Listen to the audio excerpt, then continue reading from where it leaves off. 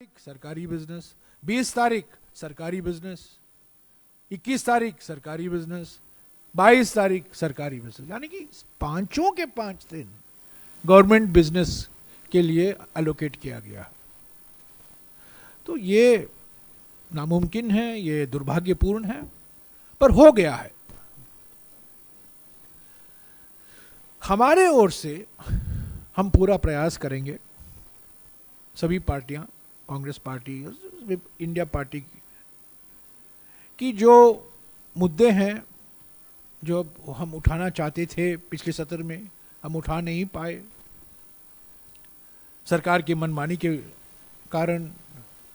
सरकार की जो मंशा थी, सरकार नहीं चाहती थी कि सत्र चले, इसीलिए वो हमारी मांगों का नज़रअंदाज किया। पर इस बार सोनिया जी ने प्रधानमंत्री को कहा है कि हमारे ओर से 9 महत्वपूर्ण मुद्दे हैं जो हम उठाना चाहते हैं लोकसभा में, राज्यसभा में। किस नियम के अनुसार उठाए जाएंगे उस पर बातचीत हो सकती है। हम उस पर कोई ये नहीं कह रहे हैं कि इसी रूल के तहत होना चाहिए। हम कह रहे हैं कि प्राथमिकता बहस पर है, प्राथमिकता है चर्चा होनी चाहिए। किस रूल के तहत, किस नियम के तहत, वो हम बातचीत कर सकते हैं सरकार और इंडिया पार्टियों के बीच में, और अलग अलग पार्टी के बीच में बातचीत हो सकती है।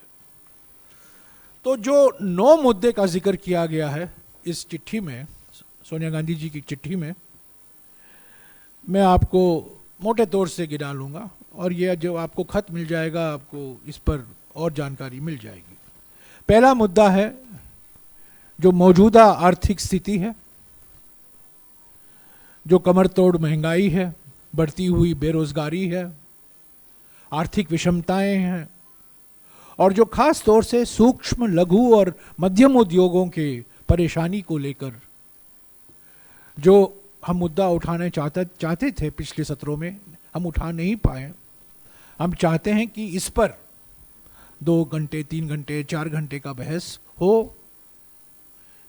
जिस दिन होगा वो तय हो सकता है, पर जो मौजूदा आर्थिक स्थिति है, खास तौर से आवश्यक वस्तुओं पर जो कीमतें बढ़ रही हैं, बेरोजगारी बढ़ रहा है और रोजगार मेले लगाए जा रहे हैं, विषमताएं बढ़ रही हैं, और एमएसएमई, सूक्ष्म, लघु और मध्यम उद्योग परेशानी में है हर एक राज्य में, उसको लेकर एक बहस होने की जरूरत है।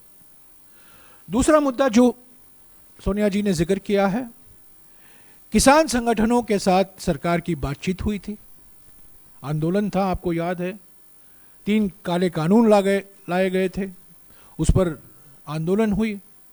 बाद में सरकार को मजबूरी से उन कानूनों को वापस लेना पड़ा, पर कुछ समझौता हुआ था, कुछ वादे किए गए थे एमएसपी को लेकर, खास तौर से कानूनी गारंटी एमएसपी को देने की बातचीत हुई थी, और किसान संगठनों के अलग अलग मांगे भी थी।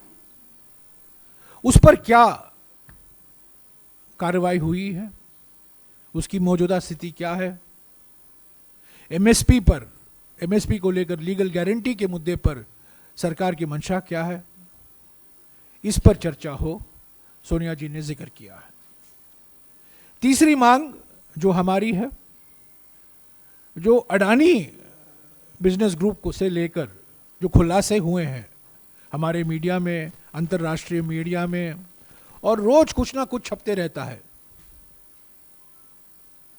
इस पर जांच हो रही है। एक विशेष समिति का गठन किया गया सुप्रीम कोर्ट के द्वारा, सेबी की जांच हो रही है, पर यह बिल्कुल साफ हो गया है कि बिना जेपीसी से इसका पूरा खुलासा नहीं हो सकता। जो तथ्य हैं, जो रिश्ते हैं अडानी के और मोदी सरकार के बीच में, और जो एकमात्र लाभार्थी हैं मोदी सरकार की आर्थिक नीतियों के, जो अडानी बिजनेस ग्रुप है, उसके जो खुलासे हुए हैं, उस पर जेपीसी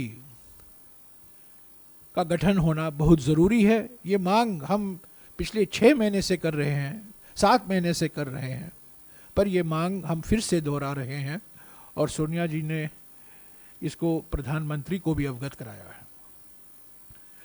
चौथा मुद्दा है कास्ट सेंसस को लेकर, जातीय जनगणना को लेकर। जैसा कि आप जानते हैं, जब मैं ग्रामीण विकास मंत्री था 2011 में, हमने प्रयास किया कि जातीय जनगणना हो, सोशियो इकोनॉमिक कास्ट सेंसस। हमने पूरा भी किया, पर उसमें और काम करने की ज़रूरत थी। हमारी सरकार चली गई 2014 में। उसके बाद में उस जातीय जनगणना के बारे में हमने कुछ सुना नहीं।